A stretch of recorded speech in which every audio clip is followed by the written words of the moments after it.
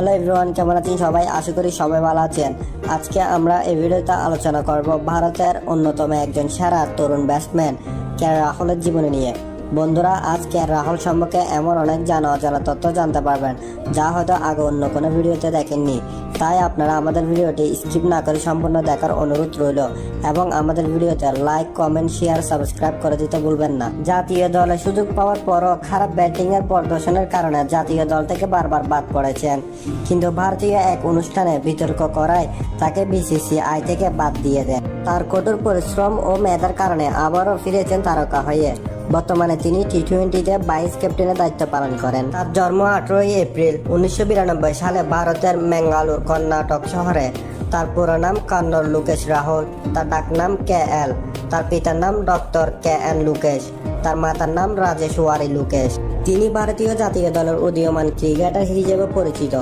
দলে তিনি মূলত ডানহাতি ব্যাটসম্যান হিসেবে দায়িত্ব পালন করে থাকেন, পাশাপাশি দলের প্রয়োজনে উইকেট কিপারের দায়িত্ব পালন করেন। তার জার্সি নম্বর 1। তার উচ্চতা 6 ফুট। 2016 সালের 18 জুন জিম্বাবুয়ের বিপক্ষে তার টি-20 অভিষেক হয়। রাহুল টি-20 ম্যাচ খেলেন 71টি, রান করেন 2260। তার ব্যাটিং অ্যাভারেজ 38.30। তার স্ট্রাইক রেট 139.24। এক ম্যাচে টি-20তে তার সর্বোচ্চ রান 110। তিনি টি-20তে 100 করেন 2 বার, 50 করেন 22 বার। 2016 সালের 11 জুন জিম্বাবুয়ের বিপক্ষে তার ওডিআই অভিষেক হয়। রাহুল ওডিআই ম্যাচ খেলেন 45টি, রান করেন 1665। তার ব্যাটিং অ্যাভারেজ 45.00। তার স্ট্রাইক রেট 87.86। এক ম্যাচে ওডিআইতে তার সর্বোচ্চ রান 112। তিনি ওডিআইতে 100 করেন 5 বার, 50 করেন 10 বার। 2014 সালের 26 ডিসেম্বর অস্ট্রেলিয়ার বিপক্ষে তার টেস্ট অভিষেক হয়। রাহুল টেস্ট ম্যাচ খেলেন 43টি, রান করেন 2547। তার ব্যাটিং অ্যাভারেজ 35.37। তার স্ট্রাইক রেট 52.70। এক ম্যাচে টেস্টে তার সর্বোচ্চ রান 199। তিনি টেস্টে 100 করেন 4 বার, 50 করেন 13 বার। রাহুল আইপিএল ম্যাচ খেলেন 109টি, রান করেন 3889। তার ব্যাটিং অ্যাভারেজ 48.01। তার স্ট্রাইক রেট 136.22। এক ম্যাচে আইপিএলে তার সর্বোচ্চ রান 132।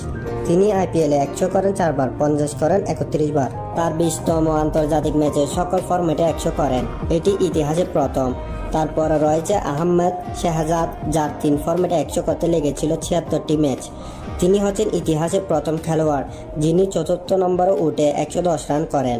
2018 সালের আইপিএলে 14 বলে 50 করেন, সুনীল নারায়ণের রেকর্ড ভেঙে ফেলে। 2020 সালে আইপিএলে 670 রান করে অরেঞ্জ ক্যাপ অর্জন করেন। তিনি 2013 সালে আইপিএলে রয়্যাল চ্যালেঞ্জার ব্যাঙ্গালোর পক্ষ হয়ে খেলেছেন। 2014 সালের আসরে সানরাইজার্স হায়দ্রাবাদ তাকে 1 কোটি রুপি দিয়ে কিনে নেন। আবারও 2016 সালে আসরে তিনি পুনরায় আরসিবিতে ফিরে আসেন। 2010 সালে কর্ণাটকের হয়ে বিজয় হাজারে ট্রফিতে তার ঘরোয়া ক্রিকেট জীবন শুরু হয়। তিনি হচ্ছেন ভারতীয় জাতীয় দলের প্রথম খেলোয়াড় যিনি ওডিআইতে অভিষেক ম্যাচে 100 করেন এবং ভারতীয় তৃতীয় খেলোয়াড় যিনি 3 ফরম্যাটে 100 করেন। তিনি প্রথম খেলোয়াড় যিনি ওপেনার হিসেবে টেস্ট এবং ওডিআইতে প্রথম ইনিংসে 100 করেন। 2017 মৌসুমে কাঁধের আঘাতের কারণে খেলতে পারেননি। 2020 সালে আইপিএল আসরে কিংস 11 পাঞ্জাবের পক্ষ হয়ে খেলেন এবং পূর্বের আসরে অধিনায়ক রবিচন্দ্র আশ্বিন দিল্লির ক্যাপিটালসে চলে যাওয়ায় রাহুল পাঞ্জাবের অধিনায়কত্ব করেছেন। 2022 সালে লখনউ সুপার জায়ান্টসের পক্ষ হয়ে খেলেছেন এবং সেই দলের ক্যাপ্টেনের দায়িত্ব পালন করেছিলেন। রাহুলের মোট সম্পদের পরিমাণ প্রায় 75 কোটি রুপির মতো।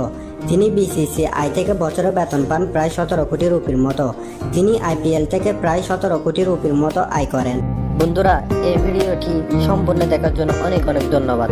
বন্ধুরা, আবারও দেখা হবে অন্য আরেকটি